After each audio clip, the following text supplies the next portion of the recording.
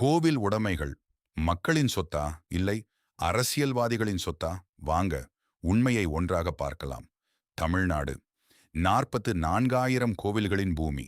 ஆனால் கடந்த 25 முதல் 30 ஆண்டுகளில் 1200க்கும் மேற்பட்ட தங்கம், வெள்ளி, நவபாஷான சிலைகள் காணாமல் போனதாக தகவல்கள் தெரிவிக்கின்றன.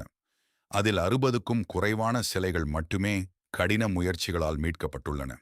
மீதமுள்ள பல சிலைகள் வெளிநாட்டு அருங்காட்சியகங்களில் இருப்பதாக தகவல்கள் வெளியாகின்றன. இவை மீண்டும் தமிழ்நாட்டிற்கு திரும்ப வேண்டாமா?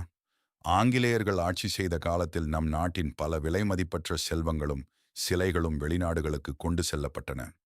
ஆனால் சுதந்திரம் பெற்ற பிறகும் நம் பாரம்பரியத்தை பாதுகாப்பதில் ஏன் இன்னும் கேள்விகள் எழுகின்றன?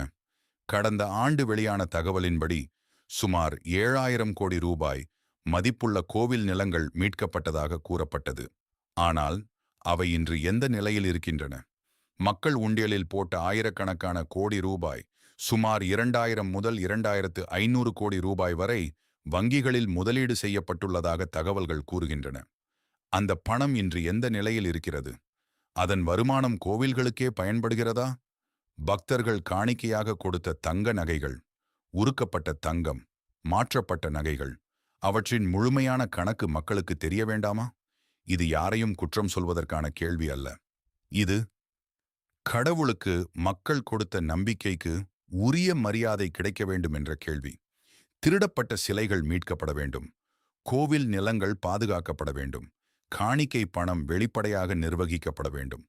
தவறு செய்தவர்கள் யாராக இருந்தாலும் சட்டத்தின் முன் நிறுத்தப்பட வேண்டும். ஏனென்றால் கோவில் உடைமைகள் அரசியல்வாதிகளின் சொத்து அல்ல. அது தலைமுறை தலைமுறையாக பாதுகாக்கப்பட வேண்டிய தெய்வீக பாரம்பரியம்.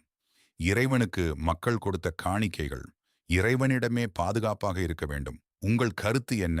கமெண்டில் சொல்லுங்கள்.